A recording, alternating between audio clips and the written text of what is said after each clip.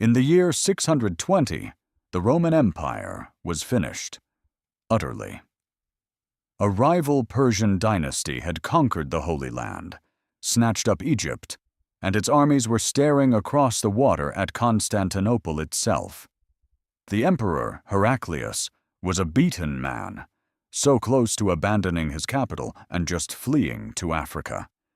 And yet, this is the same emperor who would launch the last great war of the ancient world. A holy crusade that would not only crush the Persian Empire, but see him hailed as a new Alexander the Great and restore the glory of Rome. But the very triumph that saved his world would also create the monster that devoured his legacy. This is the story of the Byzantine Emperor who won a war so completely he ended up losing everything. When Heraclius grabbed the throne in 610 CE, he inherited an empire in absolute freefall. The guy before him, a tyrant named Phocas, had been a complete disaster. His brutal purges and paranoid mismanagement had turned the people against him and crippled the army. Legend has it that when Phocas was dragged before him, Heraclius snarled, "Wretch, is this how you have ruled the empire?" Phocas, defiant to the end, reportedly shot back, "Will you rule it better?" For a while, it looked like the answer was a resounding no. The Sasanian Persian king, Khosrow II, used the murder of his old ally, Emperor Maurus, as a perfect excuse for war. He unleashed his armies, and they began to tear the Byzantine East apart, piece by bloody piece. Mesopotamia and Armenia were quickly overrun. Then in 613, the Persians absolutely smashed a Byzantine army, led by Heraclius himself, outside Antioch. The defeat was so total that the Roman position in the east just collapsed. One by one, the great cities of the Levant fell. Damascus was taken. Then, in 614, a blow that shook the very foundations of the Christian world, the Persians captured Jerusalem. They looted the holy city, and in a devastating act of psychological warfare, they seized its most sacred relic, the true cross, believed to be the very cross on which Christ was crucified. The relic was hauled off to the Persian capital, Ctesiphon, and a wave of despair washed over the empire. The bleeding just wouldn't stop. By 619, Persia had conquered Egypt, the breadbasket of the empire, cutting off the grain supply to Constantinople and starving its people. The treasury was empty, the army was a ghost, and Persian raiders could be seen from the walls of the capital. Heraclius was so desperate, he seriously considered moving the capital to Carthage.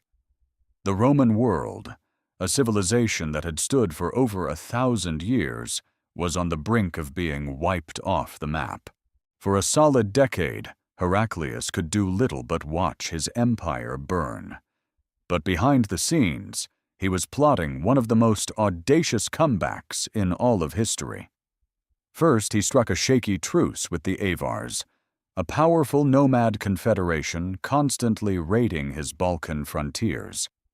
It cost him a fortune in tribute, but it bought him breathing room. Next, he turned to the church. The Patriarch of Constantinople, Sergius, agreed to something unheard of. He would loan the entire wealth of the church to the state. Sacred treasures, gold and silver from countless churches, were melted down to mint coins and fund a new army. This wasn't just a war anymore. It was being framed as a holy cause. Heraclius had icons of Christ and the Virgin Mary attached to his army's standards. He was no longer just an emperor fighting a rival. He was a Christian king on a crusade to reclaim the Holy Land and get the true cross back. In the spring of 622, after years of intense training, Heraclius was ready. And he took a massive gamble. Instead of fighting the Persian armies where they were, he did something crazy. His fleet sailed into the Black Sea and landed his army deep behind enemy lines in Armenia. It was a brilliant, high-risk plan designed to hit the Persian heartland and force them to pull their armies back home to defend it. And it worked. In his first campaign, Heraclius outmaneuvered and crushed a Persian army. For the next several years, he led his men on a devastating march deep into Persia, sacking cities and, in a symbolic act of revenge, destroying a major Zoroastrian fire temple.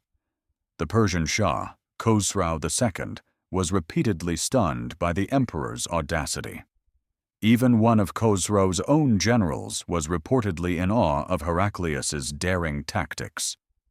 The war hit its break-in point in 626. While Heraclius was deep in enemy territory, the Persians coordinated a final, massive assault on Constantinople. A huge Persian army camped across the water at Chalcedon, while their Avar allies laid siege to the city's mighty land walls.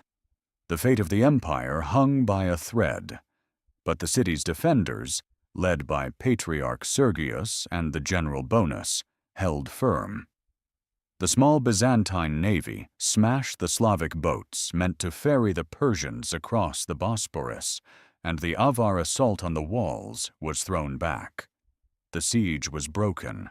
News of the failure shattered Persian morale. For Heraclius, this was the moment to go for the kill. He plunged his army deeper into Mesopotamia, marching on the Persian capital. Near the ruins of ancient Nineveh, on December 12, 627, the final battle was fought. A thick fog hung over the field, neutralizing the Persian advantage in archers and letting the Byzantine heavy cavalry charge home. According to Byzantine chroniclers, the Persian commander, Ghazad, challenged Heraclius to single combat. The emperor accepted, charged, and killed the general with one blow. Whether that duel actually happened or was just great propaganda, the result was the same. The Persian army was annihilated. The road to the Persian capital was wide open. Heraclius plundered the grand palace of Dastagird, recovering hundreds of captured Roman standards. The Persian king Khosrau II, totally discredited and broken, was overthrown and killed by his own son, Kavad II. The war was over. Kavad II immediately sued for peace. The terms were a complete and total Byzantine victory. All conquered territories were returned, all prisoners were released, and a war indemnity was paid. And most importantly, the Persians returned the true cross. In 630, Heraclius entered Jerusalem in triumph, personally carrying the sacred relic back to the Church of the Holy Sepulchre. He was at the absolute peak of his power, hailed as a new Scipio, a new Alexander. He had, against all odds, saved the Roman world. But he had saved it. Right? Well, not exactly. The victory was a Pyrrhic one. The last great war of antiquity had raged for over 25 years, and it had bled both empires white. They were financially ruined, their manpower was gone, and their lands were exhausted. This mutual destruction created a sudden and catastrophic power vacuum. Just as peace was settling in, a new storm was gathering in the deserts of Arabia. United by the new faith of Islam, Arab armies erupted onto the world stage. In 634, they invaded Syria. The Byzantine armies sent to stop them were exhausted from the long war with Persia and totally unfamiliar with this new, fast-moving enemy. At the Battle of Yarmouk in 636, a massive Byzantine army was utterly destroyed by a smaller but brilliantly led Muslim force. A blinding sandstorm on the final day reportedly blew right into the faces of the Byzantines, and what followed was a slaughter. The defeat was cataclysmic. Hearing the news, a heartbroken Heraclius is said to have declared, "Farewell, a long farewell to Syria." The loss of Syria was only the beginning. The provinces he had just won back fell like dominoes. Jerusalem surrendered to the Caliph Umar in 637. Then, the brilliant Arab general Amr ibn al-As invaded Egypt in 639 with a tiny force of just 4,000 men. By 642, Alexandria, the second city of the empire, was gone. Heraclius, now old and sick, could only watch from Constantinople as the Arabs erased his life's work. His glorious reconquest had lasted less than 10 years. The very provinces he had spent his entire reign fighting to reclaim from Persia, Syria, Palestine, Egypt, were now gone forever. Did Heraclius save the empire, only to seal its fate? Let us know your thoughts in the comments below. Heraclius died in 641, a broken man. He came to power in a moment of utter crisis and, through sheer willpower and strategic genius, defeated an enemy that had almost destroyed his world. For a brief, shining moment, he had restored the Roman Empire to its former glory. Yet history remembers him for the brutal, tragic irony of his reign. His epic war against Persia, the defining achievement of his life, left both empires so shattered they became easy prey for the next world power. He won the war so completely that he created the perfect conditions to lose everything that came after. He saved the empire from one mortal enemy, only to hand-deliver it to the next.